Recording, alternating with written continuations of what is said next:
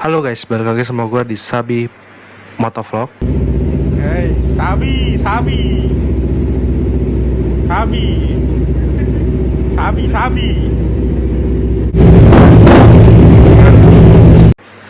Dan kali ini kita akan masuk ke Sabi Podcast lagi. Dan di podcast kali ini gue akan bicarain tentang peraturan knalpot racing guys.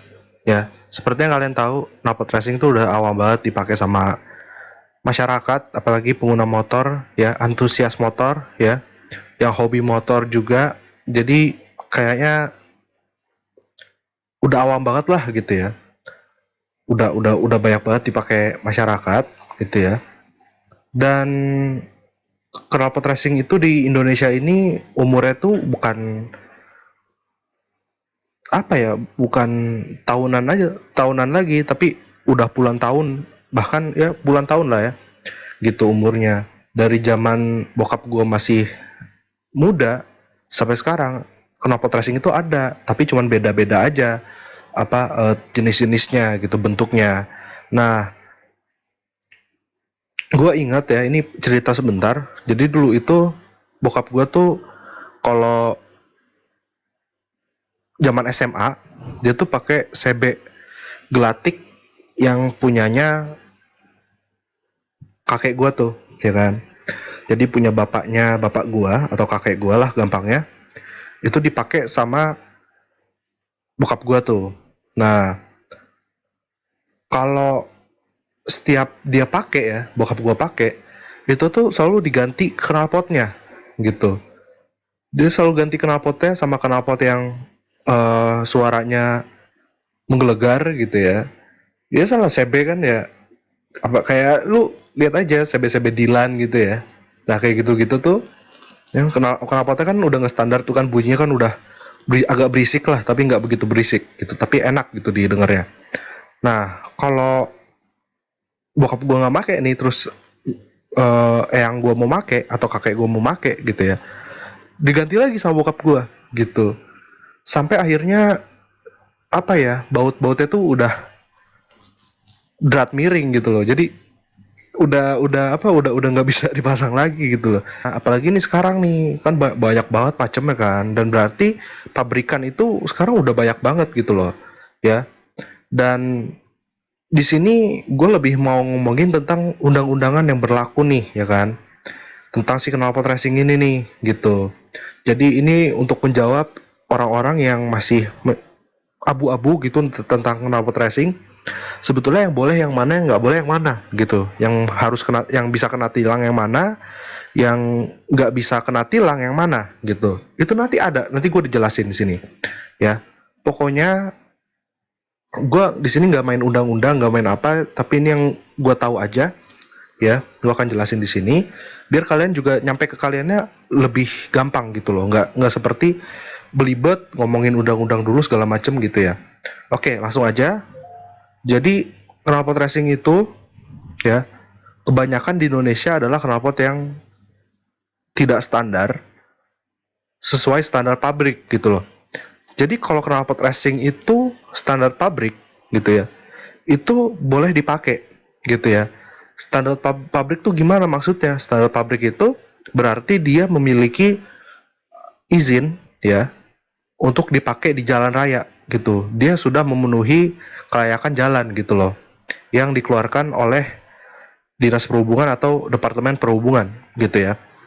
Nah, di situ udah sangat menjawab bagi gue ya. Terus habis itu, lah, terus gimana cara kita tahu knalpot ini layak jalan, udah memenuhi layak jalan apa belum gitu kan? Sebenarnya banyak banget kan knalpot-knalpot kayak eh, produksi lokal gitu, yang emang udah ada pabrikannya gitu, bukan industri rumahan aja, tapi emang udah ada pabrikannya. Nah itu gimana? Nah kalau yang seperti itu kebanyakan sudah memenuhi syarat gitu ya, sudah memenuhi layak jalan, sudah ada izin sebetulnya. Karena untuk membuat pabrik aja itu dia harus ada izinnya dong, gitu loh ya. Dan kalian, kalau kalian mau tahu emang knalpot yang pabrikan tuh yang mana, kalian gampangnya kalian cari aja Ya cari aja nama knalpotnya karena gue juga kalau untuk lokal sendiri gue kurang paham gitu ya. Nah, gue nih yang paham ini si masalah knalpot non lokal atau knalpot import nih, ya kan? Nah, knalpot import itu sebenarnya dia kan udah ada pabriknya kan, kayak Akrapovic itu kan udah ada pabriknya. Terus misalkan Daytona di Jepang itu udah ada pabriknya gitu ya. Dan bahkan kalau kayak di yang apa dealer-dealer resmi Yamaha itu dia udah menjual apa aksesoris dan dia emang udah menjual knalpot racingnya gitu loh. Ya kayak misalkan kalau Yamaha kan Daytona gitu yang sering kita lihat gitu ya. Daytona dan Akrapovic juga pernah dijual di situ ya. Di katalognya tuh ada gitu ya di aksesorisnya. Dan itu berarti itu semua udah memenuhi standar kelayakan gitu loh. Karena apa ya? Kayak misalkan nih yang pernah dijual adalah knalpot Akrapovic slip on yang GP itu ya. Itu kan dia slip on doang ya kan, slip on doang nih ya kan. Dari segi suara dia nggak sama sekali nggak berisik gitu ya. Karena kalau kalian lihat ya, nih gue ngomong dulu bentar. Kalau R25 ini, R25 MT25 itu tuh kalau kalian perhatiin sebelum muffler knalpotnya itu ada gondokan itu yang kayak KTM punya juga. Itu fungsinya itu untuk ngumpulin dan dia menyaring. Ya, di situ dia menyaring, ngumpulin dulu, menyaring, dan itu sebenarnya sekaligus silencer ya karena gue udah pernah gue coba dilepas. Gue kira bakal kan kalau knalpot dilepas kan mufflernya dilepas, wah jangan-jangan nih bakal gimana gimana suaranya, ternyata adem banget gitu kan. Nah jadi yang itu nggak masalah gitu loh. Terus eh, kita pakai slip on gitu ya, pakai knalpot slip on yang emang udah ada resmi gitu ya, yang emang resmi gitu, sekali lagi resmi gitu ya, kayak Akrapovic lah gitu ya. Terus kita pasangin di situ yang nggak jadi masalah gitu ya. Kalau sampai ditilang ya kalian bisa bisa ada pembelaan gitu loh. Ini saya beli dari dealer. Ini knalpot saya beli dari dealer ya. Jadi alasan untuk saya ditilang tuh apa gitu. Toh suara knalpot saya juga nggak berisik gitu kan ya. Dan emang knalpot yang nggak berisik itu bukan menjadi alasan untuk tidak ditilang. Kalau selama bentuknya itu knalpot racing dan ya itu tadi nggak resmi gitu ya, itu pasti ditilang gitu loh. Karena balik lagi polisi itu balik ke undang-undang gitu loh. Jadi bukan polisi mau cari uang apa segala macam, emang karena balik ke undang-undang ya seperti itu diperaturkannya gitu, di peraturannya tuh seperti itu ya. Jadi bukan karena polisi ngaco segala macam enggak gitu ya. Tapi kalau kalian beli knalpot secara resmi, ya baiknya di mana beli knalpot? Ya kalau Yamaha di dealer resminya juga ada gitu loh. Jadi kalian nggak usah bingung cari aksesoris motor yang emang resmi itu di mana gitu loh. Itu kalau Yamaha, kalau Honda kayaknya ada, cuman hanya beberapa tempat aja sih gitu ya.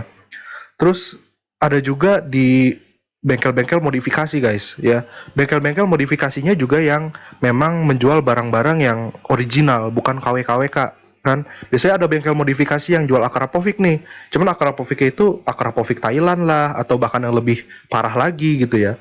Kalau Thailand mending, tapi kan tetap aja itu KW kan. Dia kalau bedanya itu apa sih? Kalau ini Akrapovic ini ya. Kita ngomongin Akrapovic. Bedanya apa sih antara KW sama enggak tuh beda di mana? Gue nggak ngerti gitu kan. Nah, kalau KW itu dia nggak ada surat gitu. Kalian tahu surat yang kita dapat yaitu garansi itu, dia nggak ada garansi karena dia bukan dari pabrikan. Nah, kalau yang original mau beli yang sekecil apa, knalpot Akrapovic itu pasti ada garansi. Dan karena dia ada garansi, dia adalah pabrikan, ya itu berarti udah sesuai dengan apa apa ya sesuai dengan undang-undang gitu loh, udah memenuhi layak jalan, sangat layak jalan kalau gue bilang. Terus ada juga setahu gue Daytona ya, knalpot Daytona yang sekarang lagi naik-naiknya nih di Yamaha ya. Gue lihat di Yamaha Mekar Motor, wih Daytona di mana-mana gitu kan, dan dipakai juga sama teman gue Bang Ari. Itu sebenarnya nggak bisa ditilang juga walaupun kita ganti yang full system nih ya kan, tapi DB-nya ada DB killer gitu loh. Jadi secara suara nih udah sangat kalem gitu ya. Paling performa motor aja kan di situ yang berubah gitu. Suara agak merdu sedikit, cuman maksudnya apa ya? Kalau selama kita pakai DB killer itu nggak akan menjadi masalah gitu loh, ya. Dan karena full system, dia pipa-pipanya tuh bukan pipa custom. Nah, ini yang salah nih. Kadang-kadang banyak orang gitu ya. Dulu Ceker juga pernah pas dia pakai MT25, dia custom pipa knalpot ya. Leheran knalpot dia custom ya. Dia tadi beli Akrapovic slip on. Nah, itu nggak salah ya. Yang salah begitu dia kasih custom pipa knalpot atau leheran knalpot atau header ya. Di custom headernya udah suaranya jadi belepotan gak jelas kan, bangunin tetangga tidur gitu kan knalpotnya kan. Ya itu yang salah tuh di situ gitu loh. Tapi kalau misalkan dia pakai slip on aja itu nggak jadi masalah gitu loh. Gue bolak-balik dibilangin sama ceker begini, ya tapi kan kalau misal, karena gue juga mau ganti nanti Akrapovic juga yang GP, karena menurut gue Akrapovic GP itu paling paling bagus dipakai di R25, karena ringkes kan, karena dia jadinya motor kita tuh kelihatan lebih besar aja gitu kan. Nah, gue dibilangin sama ceker, wah lu beli yang kayak gitu, lu yakin lu orang kayak gitu mah nggak ada ininya, nggak ada suaranya. Nah, ini yang menurut gue kurang setuju sih. Orang-orang tuh bolak-balik masalahin suara dan suara gitu loh. Dan menurut gua selama gua pakai dan itu nggak akan ada masalah gitu ya. Ya udah, menurut gua akan fine-fine aja dengan hal itu gitu loh. Daripada suaranya besar banget tapi malah menjadi masalah gitu kan. Entah itu kita ditilang, entah bermasalah juga sama motor kita pada kedepannya gitu loh. Jadi kayaknya ya gua sih nggak ini ya, nggak setuju dengan orang yang bilang knalpot itu suaranya tuh harus berisik gitu. Knalpot racing itu suara harus berisik gitu ya. Dan kita kan jadinya tenang gitu kan kalau pakai knalpot yang ya udah gitu aja deh gitu ya. Apa adanya gitu ya. Tapi keren gitu kan. Kan kita jadi tenang gitu loh. Jadi ini gue bukan cuman mau gaya-gayaan kan. Biasa ada yang bilang, lu beli knalpot slip on gaya-gayaan doang lu. Nggak, ya nggak gitu juga sih gitu loh.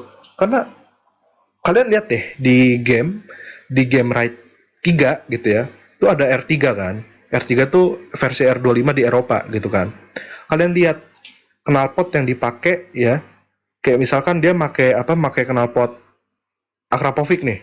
Akrapovic yang tapi bukan yang GP, karena yang GP nggak ada. Yang yang karbon itu, yang kayak dipakai di CBR yang dulu itu. Nah, itu kan dia nggak sama sekali ganti header. Dia kan nggak full system gitu istilahnya gitu loh. Jadi maksud gua, ya berarti kan emang diciptakannya seperti itu gitu loh. Dia memang bukan full system, jadi jangan ditambahin header custom gitu loh. Nah, itu akan menjadi masalah dan akhirnya menjadikan motor kalian itu bisa ditilang gitu loh. Jadi selama kalian make apa adanya aja gitu ya, ya udah ini begini ya dipakai begini gitu loh. Ya itu gak akan kenapa-napa karena di sini emang jelas-jelas dibilang harus standar pabrikan. Nah, pabrikannya itu bukan pabrikan misalkan Yamaha, Honda, bukan cuman itu, tapi pabrikan yang di sini adalah yang dimaksud adalah pabrikan emang knalpot itu punya pabrik dan ada izinnya gitu loh. Ya, lokal-lokal juga udah banyak kok, dan itu gue jamin 100% nggak akan ditilang sih, karena gue dulu itu pernah pakai Prospeed juga. Gue terus di CBR dulu yang gue pernah punya pakai Akrapovic itu, polisi gue pernah sekali berhentiin polisi dan nggak terjadi apa-apa sih, nggak dimasalahin soal knalpot juga gitu loh. Jadi emang itu kalau knalpot resmi itu seperti itu gitu ya. Oke, sekian dulu dari gua, semoga membantu ya pembicaraan kali ini. Jadi kalau modifikasi boleh, mau modifikasi kayak gimana juga boleh, cuman seenggaknya yang masih mematuhi perundang-undangan yang berlaku ya, gitu sih. Oke, stay safe di jalan. Gue Sabir dan Sabir Motovlade, gue pamit, bye.